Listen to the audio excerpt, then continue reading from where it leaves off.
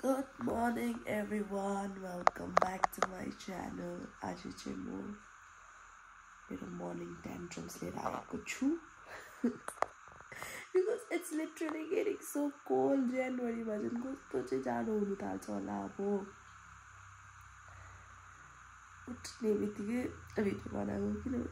Winter चाहिँ अब चाहिँ प्रपर लाग्यो समरमा लागि हैन मेरो आँखा पनि स्वेलिङ भइरहेको छ हैन त्यतिखेर मेरो नोज पनि ब्लक भएर बिहान त झन् उठ्ने बित्तिकै झन् कस्तो साह्रो परेको नोज ब्लक भएर हो भोइस पनि गयो आयो हो त्यसै त डस्ट एलर्जी सकेको छैन अब झन् यो त ड्राई सिजन हैन अब डस्ट एलर्जी कोल्ड एलर्जीले चाहिँ साह्रो पर्ने रहेछ नाक चाहिँ यो पालि गयो ब्ल्याक प्लेट हिजो चाहिँ मैले अझै के भन्छ म I have a habit of opening the window and sleeping हैन हिजो त न बन्द गरिकन बन्द गरिकन सुतेको कि हिजो तर भए पनि यस्तो भइरहेछ के गर्नुपर्ने हो कस्तो जाडो छ म जाडो चाहिँ म सहन सक्दिनँ के भएको जाडो सहन सक्दिनँ के गर्नु भयो अब 3टा ब्ल्याङ्केट ओढिरहेको छु तर मलाई जाडो भइरहेछ क्या करने का क्या करना पड़ेगा भगवान पढ्नु पनि पर्नेछ पढ्ने एनर्जी पनि छैन मेरोमा त्यो चाहिँ मैले कुनै गति 1 month बेसी भइसक्यो भनेको आफूले आफूलाई नै उयो गर्दैछु पढ भनेर Okay, I'll see you.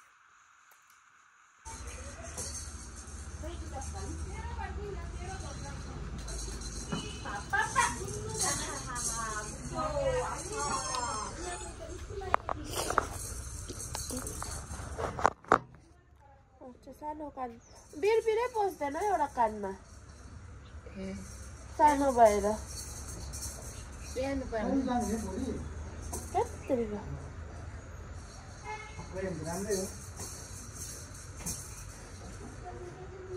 बम्बईबाट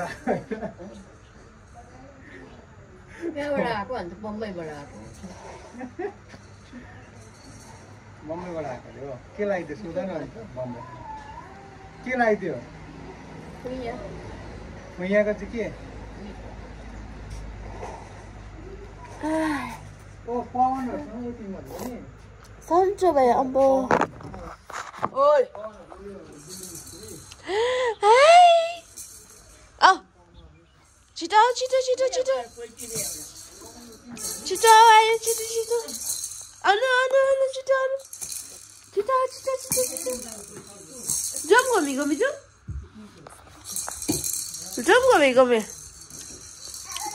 आऊ घुमी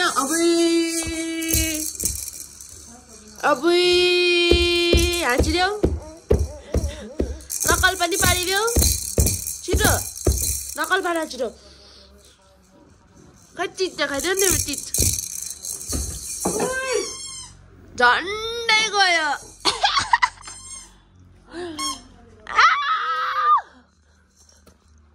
म झन्डै लडे भन्यो न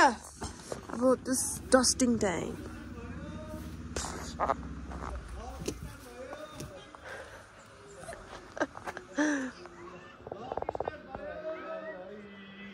त चाहिँ त्यहाँ बसेर के गरेको ला तेरो बाइक चाहिँ मैला चाहिँ हुन्छ अन्त म धुलो झार्दैछु नि त अब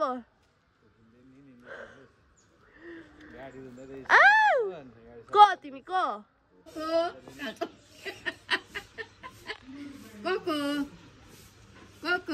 अब भन्यो न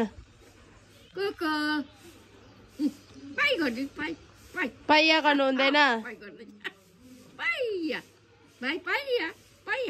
पाइया नसिकाउनु न उल्टा चाहिँ मुखमा हाल्दैन दादा बडा बाउ भाइ अजीले के भन्यो अजीले माथि आएको को खै कोको भाइको कोको कोको यहाँ आइज एबा एबा कहाँ गयो उतै गयो जान्दै कल कोको कोको हेरो नि आइज कोको हेरो नि आइज चाहिँ अब गएको मरौमा काम चाहिँ भोलि हो बट भोलि भ्याउँदैन भनेर आज गएको बिकज भोलि पनि फ्युनरलमा जानु छ ए अहिले चाहिँ काममा जानु काम भोलि हो तर आज गएको भोलि चाहिँ फ्युनरल हो अर्कै मान्छेको अर्कै मान्छेको भनेको नि अब आज गाडी निकाल्नै सक्यो त अन्त हामी माथि नआउने भयो तल झर न यहाँ चाहिँ म पहिला जहाँ हस्टेल बस्छु नि त्यहाँको बाजे चाहिँ बस्नु भएको छु कमजोर हुने स्कुल पनि यही बाटोबाट जान्छ पहिला त्यहाँ कति हिँड्थेन यहाँ काम त आउँथेन त भनेर उकालो दोकानहरू यहाँ सिधा तल गयो भने यो स्टेजबाट सिधा तल गयो भने हाम्रो स्कुल पुग्छ धनियाँ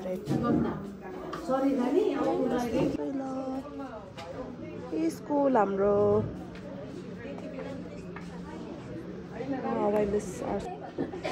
चाहिँ हाम्रो स्कुलको church senior section primary section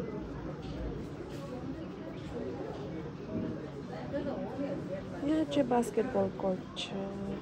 यतापट्टि चाहिँ Day 2 tire. Something is wrong with the tire. So check गराइहालेको आज चाहिँ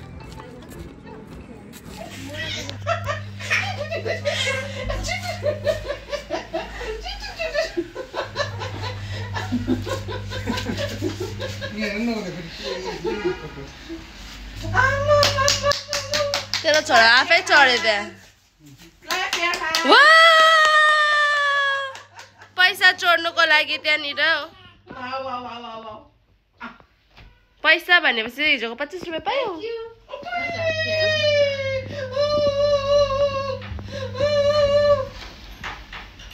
छि छि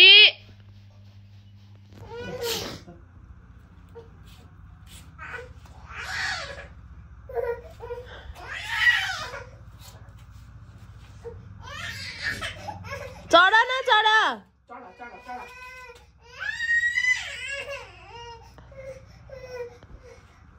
डर पनि लाग्नु चढ्नु पनि पर्ने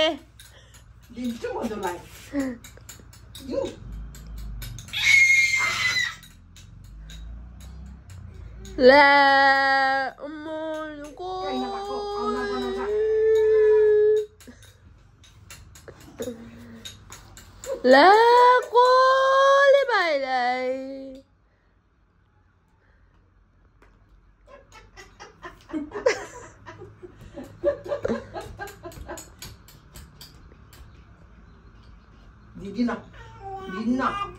सिकेछ है हिजो सिकाएको त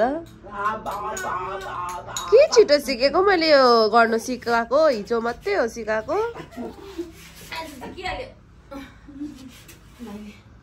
फोन पनि चलाउनु सिकिहाल्छ 1-2 दिनमा म बनाउने वाला छु fried fish like I don't no के भन्छ फ्राइड फिश भन्छ होला एक्सक्युज मी फिश अन्त आलुको चोखा ए आलुको चोखा रे आलुको दाल अन्त भात आज बनाउँछु because I am craving fish today भोलिदेखिको मासु खानु पनि पाउँदैन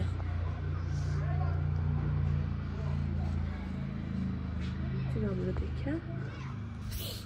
म चाहिँ अब किचन बस्छु छिटो बनायो भने छिटै खानु पाउँछ बिचारा कसले लक गरिदियो अल्छीले लक गर्यो हेर कनाएर त म चाहिँ फिस फ्राई एन्ड आलुको झोल आइएम क्रेभिङ होइन म चाहिँ यो फिस चाहिँ म्यारिनेट गरेर राखिरहेको छु हो आलु पनि राखिरहेको छु प्याजहरू काटेर अब बनाउँछु सी यु गाइस बनाइसकेर I will show you guys कस्तो हुन्छ खै विन्टरले गर्दा हो कि केले गर्दा I don't know I am craving so many things हिजो मोमो नाउ चाहिँ फिस फ्राई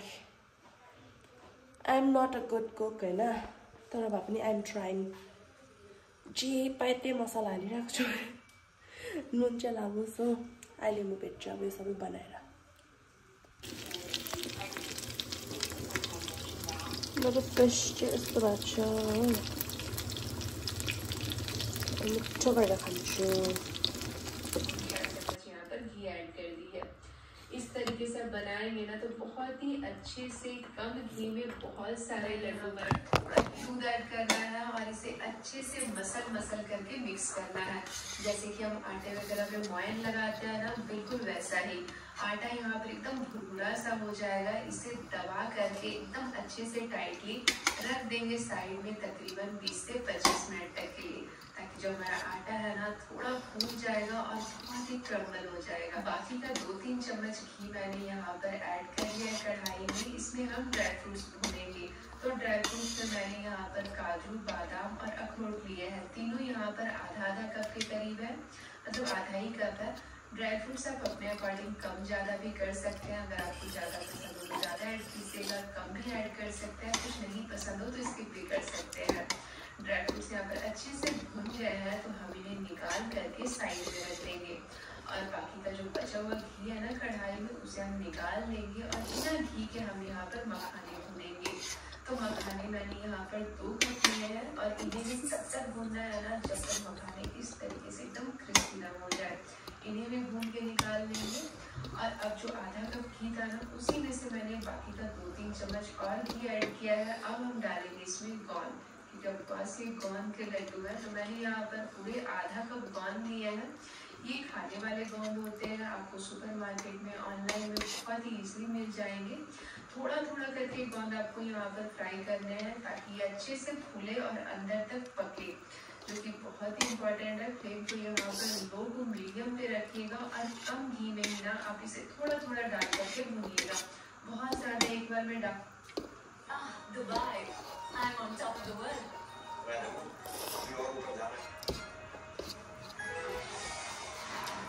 Visa Infinite के साथ get access to exclusive luxury hotels. Royal Express हाम्रो नक बजार चाहिँ यति बजी नै झ्याप्ची पुइन्स।